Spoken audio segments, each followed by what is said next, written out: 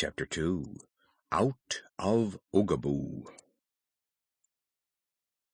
3 days later, the grand army of Oogaboo assembled in the square in front of the royal palace. The 16 officers were attired in gorgeous uniforms and carried sharp, glittering swords. The private had picked his gun and, although it was not a very big weapon, Files tried to look fierce and succeeded so well that all his commanding officers were secretly afraid of him. The women were there, protesting that Queen and so forth had no right to take their husbands and fathers from them, but Anne commanded them to keep silent, and that was the hardest order to obey they had ever received.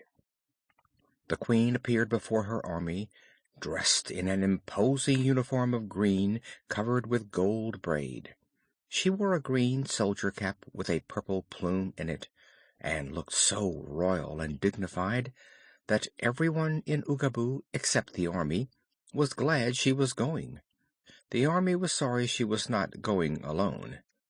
"Form ranks!" she cried in her shrill voice.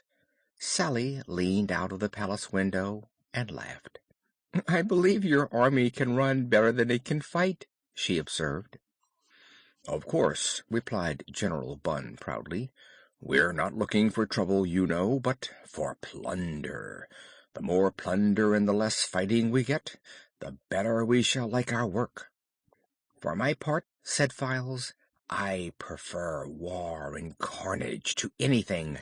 The only way to become a hero is to conquer, and the storybooks all say that the easiest way to conquer is to fight." "That's the idea, my brave man," agreed Anne.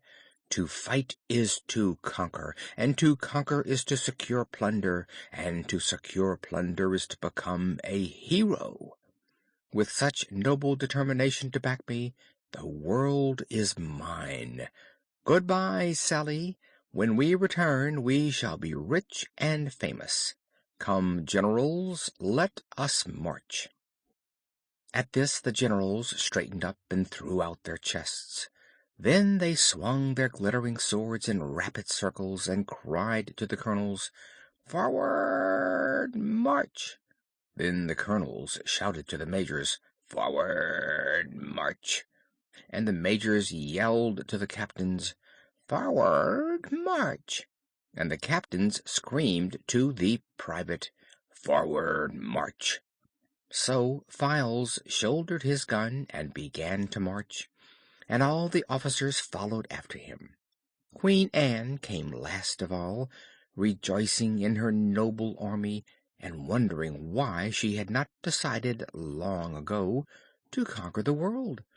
In this order the procession marched out of Oogaboo and took the narrow mountain pass which led into the lovely fairyland of Oz.